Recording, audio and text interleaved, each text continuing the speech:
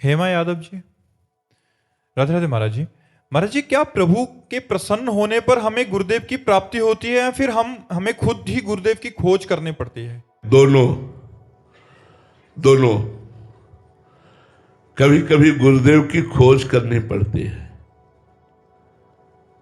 हृदय में विकलता जब गुरुदेव की जगती है वो भगवान की कृपा से होती है, और कभी कभी गुरुदेव की खोज करनी पड़ती है। जैसे नारायण स्वामी, वो जज थे, एक घटना में किसी को फांसी दी, उसने रो कर कहा फांसी तो दे दिया है लेकिन सत्य बात है मैं निर्दोष हूं। तो उन्होंने 5 मिनट ध्यानस्थ हो गए और भगवान का ध्यान करते हुए कहा, यदि सत्य सच्चिदानंद प्रभु आप हैं तो आप मुझे अनुभव कराइए निर्दोष है या दोषी, क्योंकि मैं इसे फांसी की सजा दे रहा हूं।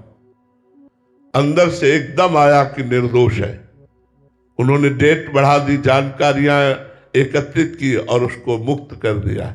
बस उसी दिन से इस्तीफा दे दिया और हरिद्वार में गुरु की खोज के लिए गए। अब जिस संत से कहते कि मैं जज हूं, मेरे पास इतना वैभव है, मैं शिष्य बनना चाहता हूं, तो तुरंत बिना किसी प्रश्न के कह देते गंगा स्नान करके आओ और आप आज ही शिष्य बन जाओ। वो निकल जाते और लौट के नहीं आते।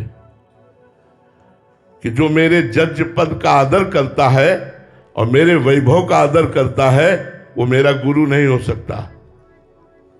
घूमे, उनको उनकी भावना के अनुसार गुरु नहीं मिले।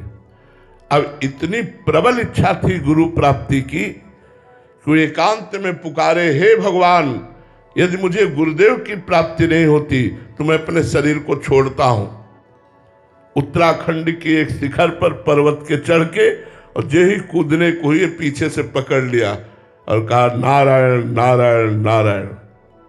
पीछे मुड़े देखा संत, बोले तुम्हें गुरु चाहिए, जाओ नारायण नारायण नारायण जपो।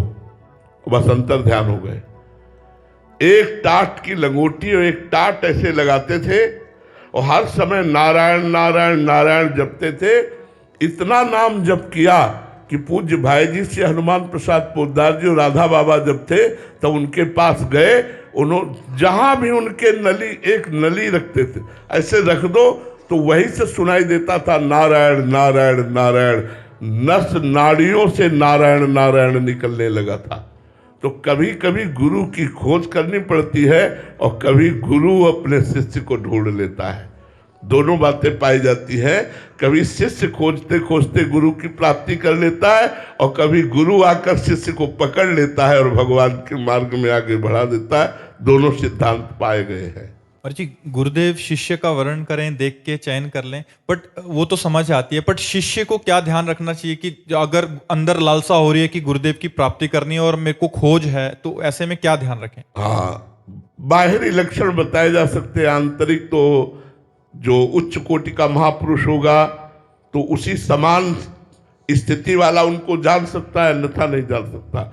बाहरी लक्षण है कि जिनके पास बैठने से हमें अच्छा लगे, तो आपको हमारा वीडियो कैसा, जिनको देखने से हमारा मन शांत हो जाए, और जिनकी वाणी सुनने से ऐसा हमारा श्रवणेंद्रिय, हमारे कान कहे कि मैं सुनता ही रहूं, और जिनके परिचय को ऐसा लगे कि देखा तो पहली बार हो लेकिन लगता ही हमारे परिचय के हैं, जिनके संसर्ग से हमारा मन का परिवर्तन होकर हमारे गंदे आचरण छूटने लगे, नशा छूटने लगे, गंदी बातें छूटने लगे, भगवान की तरफ मन लगने लगे, जानो हमें गुरुदेव मिल गए। ये बाहरी बात है। आंतरिक तो दिव्य लक्षणों से संपन्न महापुरुष को कोई दिव्य लक्षण संपन्न ही जान सकता है, बाहरी बातें नहीं जान सकता। बाहरी यही पहचान है जिनके संसर्ग से हमारे मन का परिवर्तन हो जाए, हमारी दिनचर्या का परिवर्तन हो जाए, हमारे जीवन का मोड़ हो जाए, हमारा जीवन भगवत मार्ग में लग जाए, वही हमारे सद्गुरुदेव है।